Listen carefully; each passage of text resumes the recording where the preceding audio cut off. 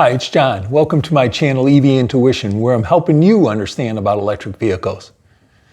Well, this past month, I reached the third anniversary of my ownership of my 2023 Tesla Model Y long range.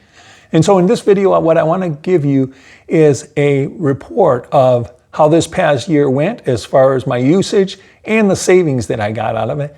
And then I want to do a 3-year look back at what's changed in my usage of charging and what I've done as far as maintenance and the savings over 3 years, and even give you a battery degradation report. So let's get started.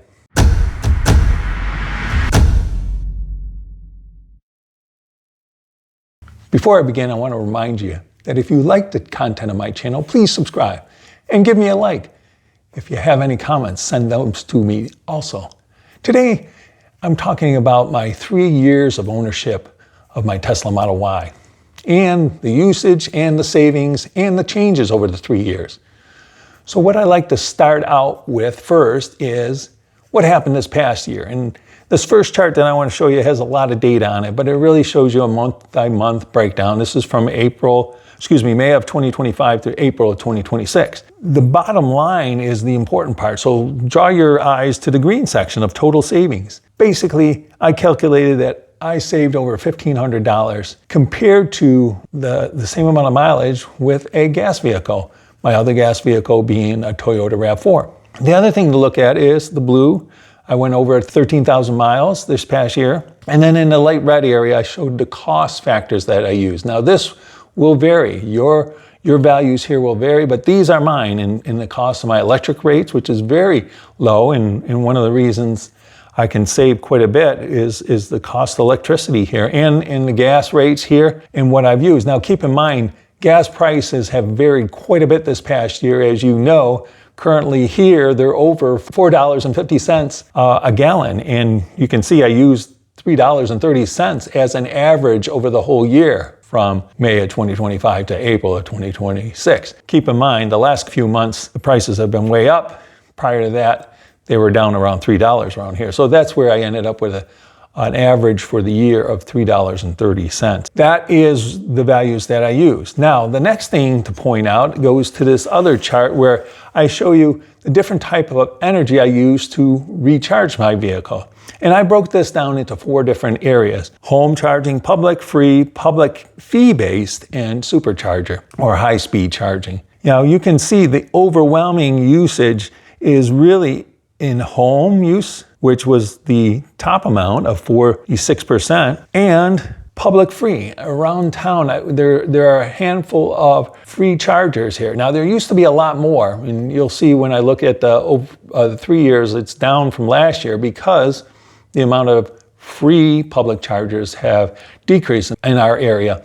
They're starting to charge for them. So that's the key thing is 86% of the kilowatt hours of energy that I put in the car were between home and free, which are very, very good rates. And you can see where I've charged and paid higher amounts of money is really at the supercharger and at the public fee-based chargers, which I used a handful of them.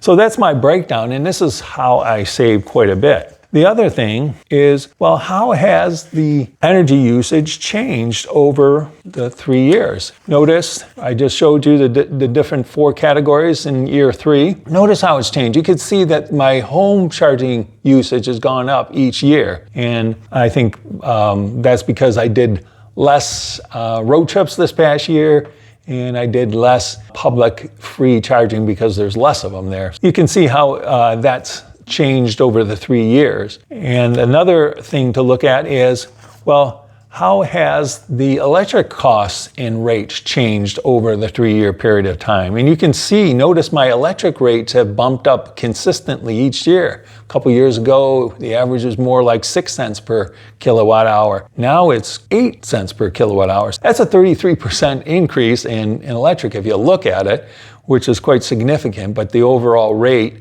remains very low and still a big saver, as you will see.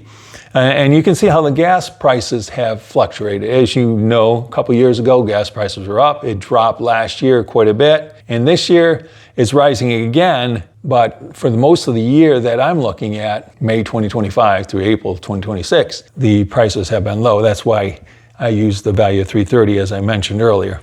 And you can see also that the supercharger costs, I looked at that and it looks like Tesla's supercharger costs went down a little bit this past year because the average cost that I had at them was about 35 cents, which is a nice savings there.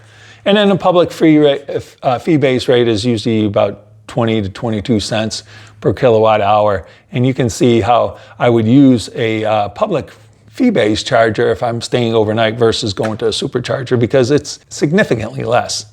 Now let's look at the usage and savings over the 3-year period of time. You can see the mileage that I've used my car from year 1 to 3 is steadily decreased, but I've gone over 44,000 miles on it. And here's the big number. Energy cost savings in 3 years is over $5,000. Now, when I bought the car, I made a rough estimate that I was going to save about $1,000 a year on energy savings, and that it would take me 5 years to save over $5,000. Well, I reached that in 3 years. So I'm ahead of the curve there, and I'm very happy about that. But once again, here's more of a breakdown of my usage and savings. But the big one being $5,000 savings just in energy over 3 years. Now let's take a look at maintenance. Now I haven't had many maintenance done on the vehicle. In my first year, I didn't have any cost. The second year, I got new wipers, which cost me $47. I did have a leaky windshield fluid on my vehicle, which fortunately was covered under the warranty of the vehicle. And so Tesla came out and fixed it. So there was no cost to me on that maintenance item. And if you watch my video, I also bought new tires this past year. And so there's the cost of that. That's a standard maintenance item of any vehicle, but there wasn't anything else. The other thing that I want to show you is if you watch some of my other videos, I've had a couple of flat tires. One in each of the last few years, both on road trips. I didn't include those in it because that's not really maintenance. That's call it an accident, that I ran over a piece of metal or glass in the second case, and there was some cost for that, but that is not normal maintenance. That's just due to me driving over glass accidentally.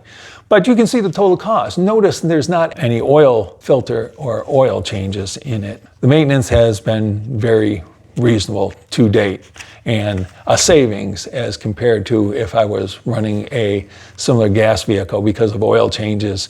Now the last chart I want to show you is a battery degradation report, which comes out of a tool that I pay for called Teslafy, which gathers data on my Tesla as I drive it. And you can see in this chart, the blue line represents my vehicle's range. And you can see how the range when I bought it started out around 330 and now is below 300 according to this chart.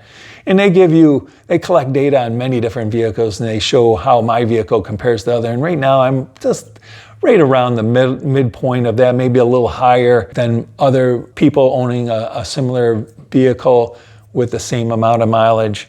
And the bottom line is, it says I've lost 30 miles of range in the 3 years. I haven't noticed too much of that, so that's been insignificant from my driving point of view. But that's the reality of owning an electric vehicle, and that gives you some idea of what you can expect to lose owning an electric vehicle.